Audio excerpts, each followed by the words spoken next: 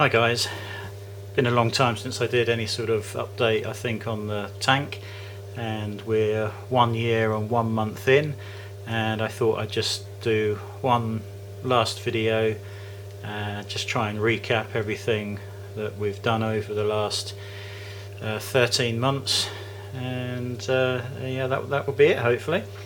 This is a Kent Marine 94 litre tank. It's first set up on the 1st of January last year. We have our own Viair RO unit, 50 gallons per day. If you're looking at a marine setup, I would absolutely suggest making up your own RO DI water. You definitely can't trust the shops that we tried, because if some of you remember, over the first few months when I was using the shop water, we had a nitrate issue. It was too high, and we couldn't work out why until I tested the shop water, and it was high in nitrates. So as soon as we switched to our own water, the problem went away. So if you're going to get a setup, 50 gallon a day Viair pump system, I can't remember how much it was, but it's not expensive, maybe 150ish, something like that. I have changed 3 of the canisters and the DI resin once. The main RO membrane has not been changed yet, that doesn't need to be changed. But I think making up your own water and salt solution is a key to getting all of this right. In fact, everything, as far as I can tell, is down to the water quality in your tank as to how well you're able to do. All down to the water quality, I think. From the stock Kent Marine tank, we took out all of the ceramic media that came with the tank, and we've pretty much filled the back chambers with as much live rock rubble as we could possibly fit in there. In the first chamber, with the slats in there, hopefully you can see that, I'm not sure whether you can or not, but up the top there in the first chamber we've got 2 heaters, and they are both run off of this unit that I made. It's basically got 2 of those STC 1000s in there.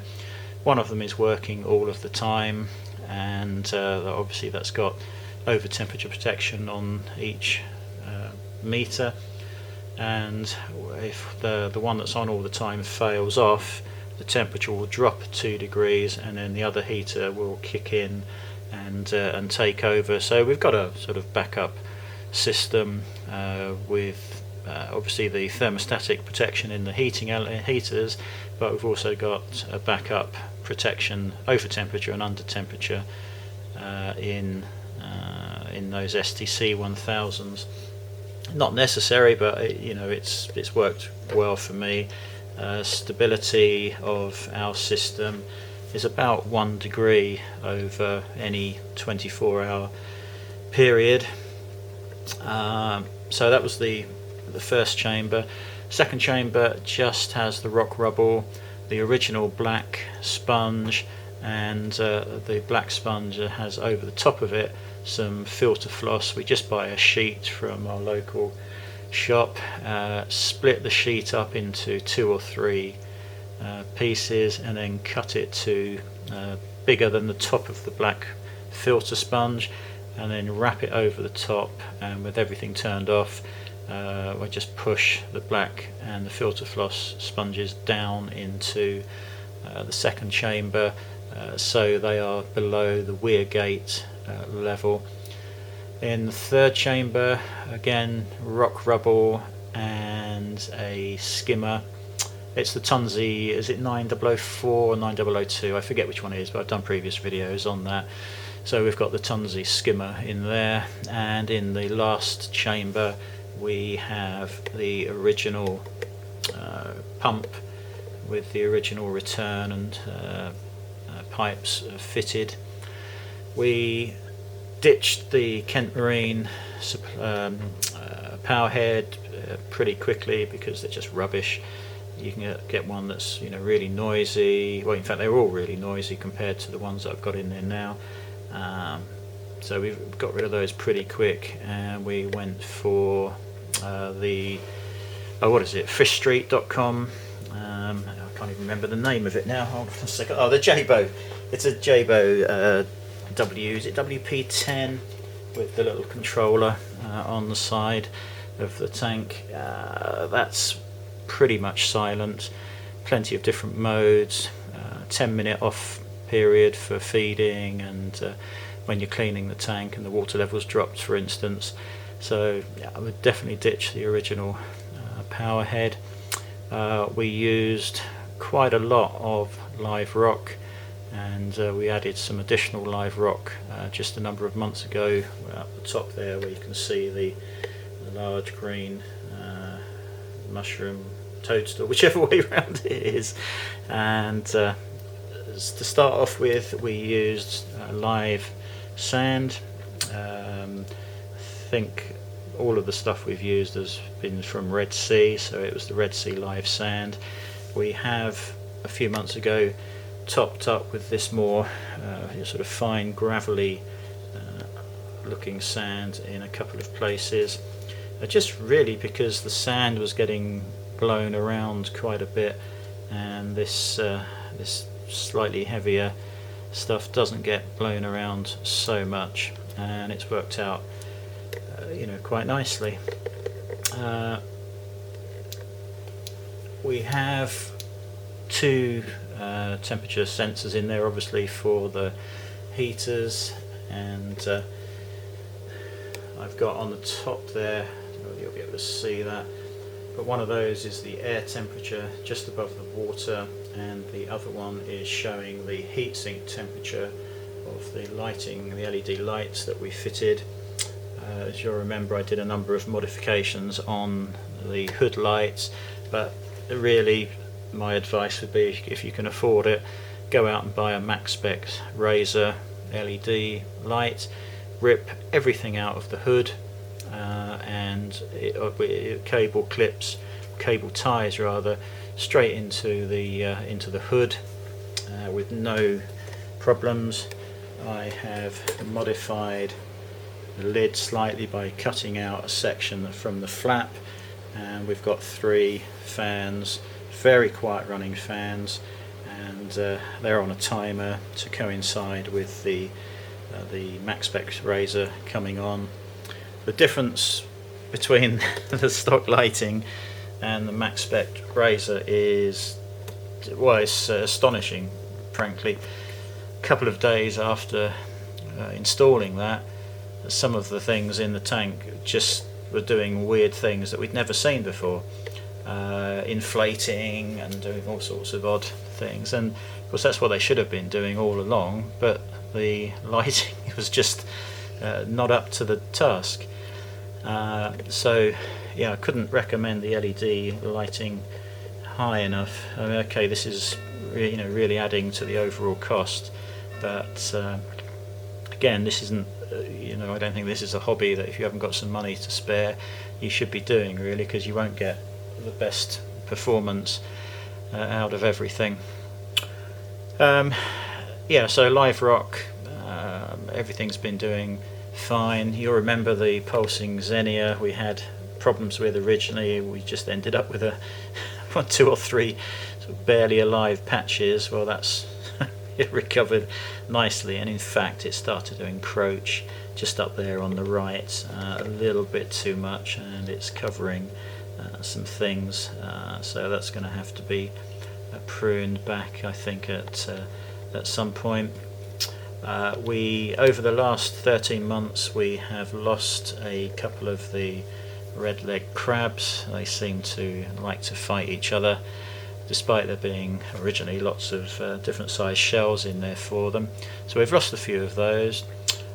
We had a fire shrimp. He was pretty large if you've seen the previous videos, so I don't know what sort of age he was, but certainly not a young one, and he eventually succumbed after probably about 6 months.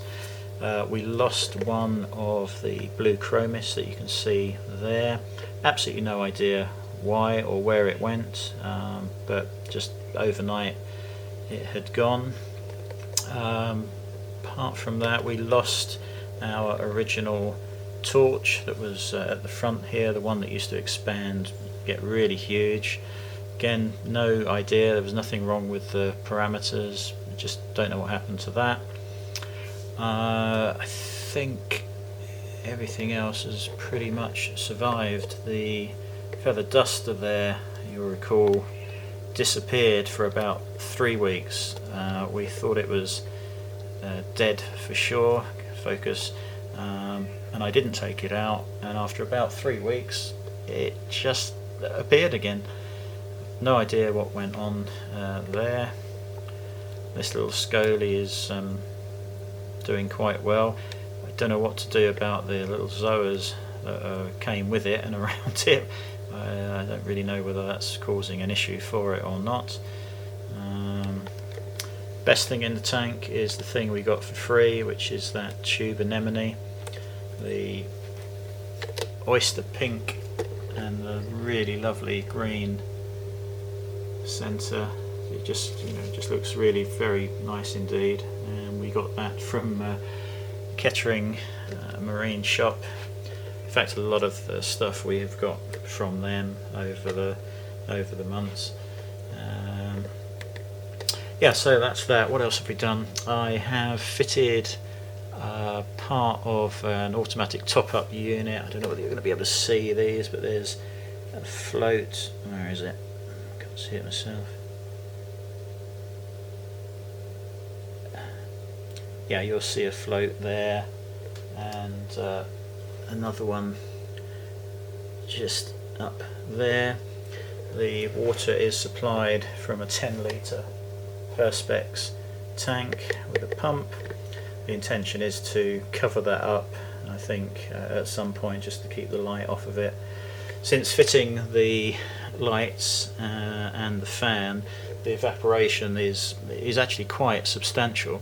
The evaporation before, with the standard setup, was not too bad. I would top it up once or twice a week from a half litre or 1 litre jug, but since the modification, there's a lot of condensation, a lot of evaporation, but it's not a problem. This tops it up all on its own. 10 litres is plenty, so you could go away for a week, and that's not an issue at all. The other thing we've got is the Fluval G6, and now we got that originally to increase the water volume going through the system, and that is full of live rock, and we have a marine filter and a normal filter, and the other side is carbon media, the other canister. Now we change the carbon media probably once every couple of weeks, but I suspect after it's been in there more than 3, 4, 5 days, it's probably exhausted anyway. So don't know whether that's a good idea to use or not, but it's working fine for us. The G6 has been the biggest pain in the arse of the whole system. It's a second-hand one, as you recall. I got it at a pretty good price. Firstly, if you use the marine filters, the blue ones, they'll be blocked within 2 or 3 days, apart from when they're brand new, and they'll last for a week or so before you've got to take them out and clean them. But you can't really clean them back to how they were originally for some reason, and every time I use them I'd be changing them out every 2 or 3 days. I bought 2 to get over the problem, but it's too much of a pain in the backside, so I went back to the original standard micron filter, whatever it is, I can't remember, and that lasts for a week or 2. So the other issue is when you take out the filters from the top there, they obviously come out and remove some of the water. you can try and pour as much back in as possible, and the little button on the top left there is to reprime the system.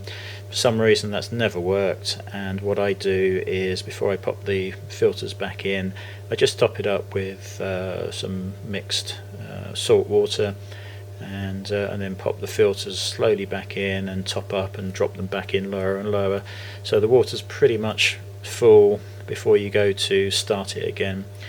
If you're lucky, it'll start and calibrate and it will be fine. If you're unlucky, it just won't let any water around the system, and it will sit there saying initializing all the time. And then you're going to have to try and top it up with some more water, either by opening the top or trying the siphon, self-priming button on the top. Maybe it worked perfectly from new, but it certainly doesn't work very well for me. In fact, I think a couple of filter changes ago, it just wouldn't start up. It just was stuck in the calibrating mode, and it took me a couple of hours to get the damn thing to prime properly and then work. Now the filter that's in there at the moment has only been in there a couple of days, and already that is getting down to being too low. So whilst it's increased the filtration through the live rock and it's increased the water volume, it really is a pain. There's a lot of badly designed features that can easily break, and for such an expensive external filter, they really should have done a better job. You can still buy them new, but I doubt very much you're going to get any support if anything goes wrong. So would I buy it again? God, it's hard to say. Probably not, if we could have had the same results that we've got now. If this has really made absolutely no difference at all, then yeah, of course I wouldn't have bothered with it. It's a lot of aggro. Looks nice with the display, but yeah, I mean the technology is 3-4 years out of date. The screen refresh, you expect to press any of those buttons and instantly get a response, but it doesn't. It's not scanning the keypad quickly enough, and you have to press and hold the buttons for sometimes a few seconds before it even registers the fact that you've pressed the button. So a bit of a pain in the backside, really. So yeah, just to recap, the best thing you can do is make up your own water. I've been using from day one the Red Sea Coral Pro salt and making up my own RODI water. You can't drink the RODI water, or it's not recommended you do, but you can certainly drink the RO side of it, and you can actually make a valve connection after, just to give you purified water to drink. I sometimes rinse the cars off with the RODI water because there's no residue. You don't have to dry it. You can just rinse off the cars or windows or whatever it is you want to clean, and just let them dry, and that won't you won't get any residue like you would normally do if you've just rinsed the car off with tap water and left it. So yeah, I think that's probably it. All of the parameters are great. In fact, I don't check them that often now. At the start I was checking them every day or two, which is just ridiculous, but as you go on and get a little bit more experienced, I think you can reduce the checks down to a minimum. I'm sure there's others that will disagree with that. I'm just telling you what's worked for us, really. So yeah, it's very, very stable. Nothing that changes very much. You've got to stay on top of the water changes. I think the three most important things of this are water quality, and water quality. So definitely make your own up. Definitely keep on top of the changes. I change about 15 to 20 litres probably every 10 days to 2 weeks. I'd like to do it more often, but I suspect it's probably nearer the 2 week mark between water changes. But yeah, that's it. I think we've done well. We're pretty pleased with the outcome. There's some seaweed and bits that need to be pruned and removed at the moment, but there's a lot of critters appeared. Once we put in the big piece of rock up the top there. I think that came from Vietnam, and suddenly a week or two after putting that in, all sorts of funny creatures appeared. We've got funny worms that come out of the rock that look like caterpillars, furry caterpillars. I'm sure they're all doing bad things, but nothing has suffered so far. We feed some flake and some pellets. The pellets are caught by the tube anemone. It seems to enjoy those. The scolie, if they don't fall into it and get trapped, then I have to manually put a few pellets in there once or twice a week. A little puff of clam food over everything occasionally. The clams up there seems to be doing fine. I know they're supposed to be notoriously tricky to keep, but so far it's doing okay. And that's it really. Thanks to everybody who's watched this over the last year and a bit, and all your comments and suggestions have been really helpful. And yeah, I'll catch you again. Thanks very much.